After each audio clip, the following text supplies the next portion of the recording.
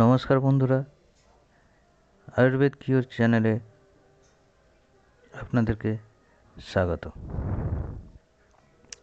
আজকে নিয়ে এসেছি অর্শ নামে একটা ভয়ঙ্কর রোগের চিকিৎসা নিয়ে। আপনারা অনেকেই জানেন, যাদের এই রোগটা আছে, খুবই মর্মান্তিক ব্যাপার। আজকে সেই সম্পর্কে একটু বিস্তারিত আলোচনা করছি, আর কিছু প্রতিকারও আমি বলবো, যার দ্বারা আপনারা প্রায় অনেকটাই উপকৃত হবেন। অর্শের বাইরের দিকের মাংসপিণ্ড মলদ্বারের ধারে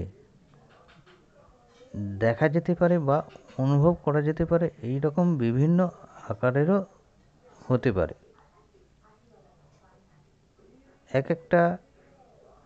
একটাও হতে পারে, আবার অনেকগুলোও হতে পারে। যখন কোনো শিরা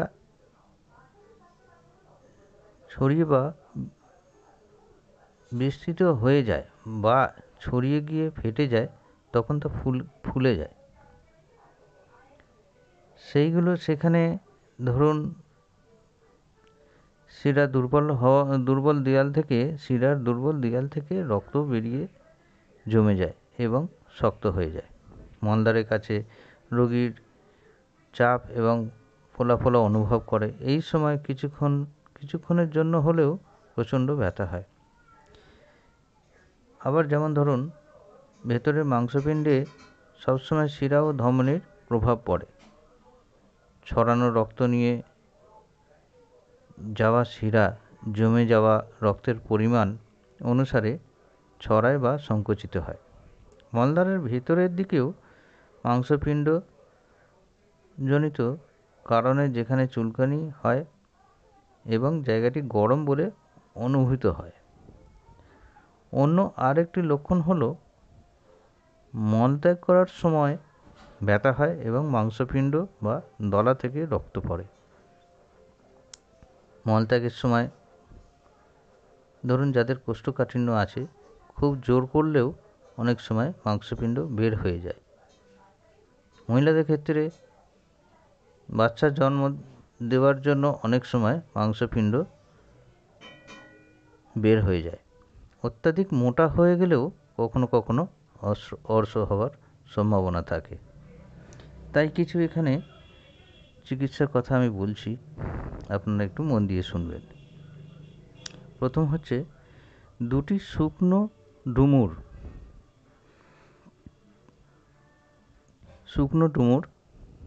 সন্ধ্যের দিকে ধরুন বা বিকেলের দিকে ধরুন জলে একটা বাটিতে নিলেন, একটু জলে ভিজিয়ে দিন।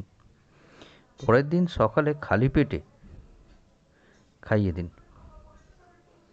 ঠিক এমনভাবেই সকালে ভিজানো ডুমুর বিকেলে ওই ধরুন 4-5টার সময় খেতে পরামর্শ দিন। ডুমুর খাওয়ায় 1 ঘন্টা আগে ও 3 ঘন্টা পরে রোগী যেন কিছু না খায়। এভাবে 10 দিন সেবন করলে অর্শ ও রক্তযুক্ত অর্শ বা এই ধরনের অর্শ ভালো হয়ে যায়। আরও একটা বলছি, অর্শকে নির্মূল করতে ধরুন অর্শকে মূল থেকে নাশ করতে হলে বা পরেও যাতে না হয়, সেই সম্ভাবনাকে নষ্ট করতে দইয়ের ঘোল খুবই উপকারী। দুপুরে খাওয়ার পর বড় 1 গ্লাস ঘোল নিয়ে তাতে 1.5 গ্রাম গুঁড়ো করা জোয়ান এবং 0.5 গ্রাম সন্দক লবণ মিশিয়ে খেতে পরামর্শ দিন।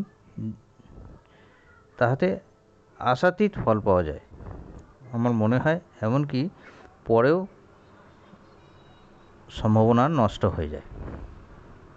এর মধ্যে কতগুলি জরুরি পরামর্শ হচ্ছে, ধরুন দীর্ঘ সময় পর্যন্ত হাঁটাহাঁটি করবেন না বা দাঁড়িয়ে থাকবেন না। এতে শিরাতে রক্তের চাপ বেশি পড়ে। শিরা বা ধমনীতে যদি রক্তের চাপ বেশি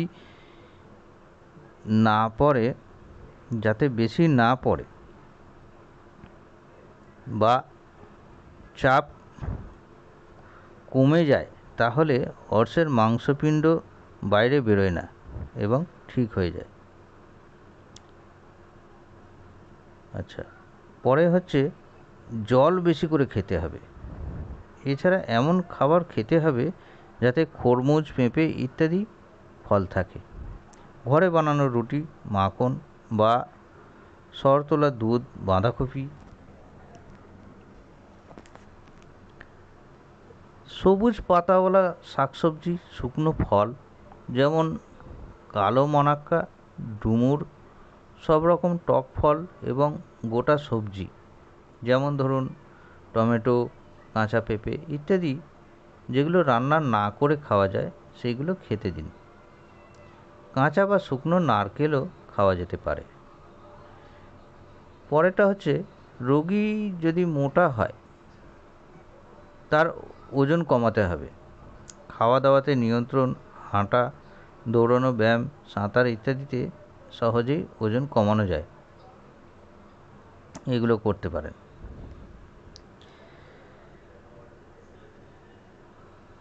এরপরে বলছি রক্ত আর্শ বা রক্তযুক্ত অর্শ যদি কারোর থাকে তাহলে তারা কি করবেন, ভালো করে শুনবেন। শুকনো নারকেলের ছোবড়া, নারকেলটাকে ছাড়িয়ে নিলেন, যে ছোবড়া বেরোলো সেই ছোবড়ার কিছুটা অংশ ভালো করে পুড়িয়ে নিলেন, পুড়িয়ে ছাই করে নিলেন। সেই ছাইটাকে ভালো করে একটা কাপড়ের মাধ্যমে সেটাকে ছেলে নিলেন বা ছেঁকে নিলেন।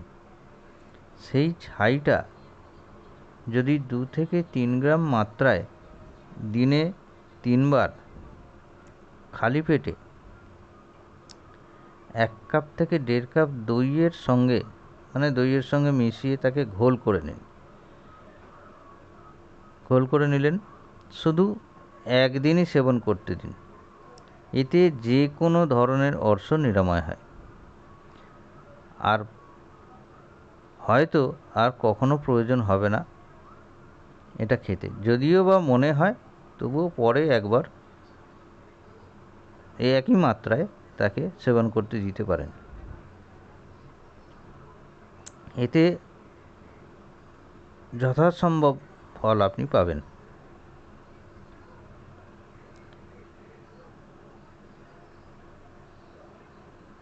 অর্শ ছাড়া মেয়েদের যদি সাদা বা রক্তস্রাব তা যেমনই হোক যদি হয়ে থাকে এতেও অনেক নিরাময় হয়।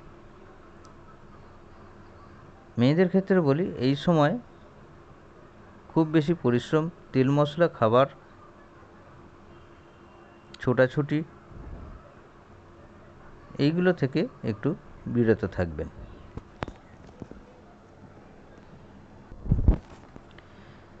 এছাড়াও ধরুন হেঁচকি উঠছে, বমি, কলেরা রোগেও এই যে ভস্য যেটা আমি বললাম, নারকেল ছোবড়ার ভস্যটাকে টক দই দিয়ে ঘোল করে খাবার যে পরামর্শ আমি দিলাম, এটা কিন্তু এই হেঁচকি, বমি ভাব, কলেরা রোগেও অব্যর্থ ফল পাওয়া যায়। 1 চামচ ভস্য 1 ঢোক জলের সঙ্গে সেবন করতে একবারই করবে। ভেতরে বাইরে এবং যে কোনো রক্তস্রাব, রক্তবমি, রক্ত পায়খানা, থুতুতে রক্ত আসা ইত্যাদি এই রোগে আশাতীত ভালো কাজ দেয়।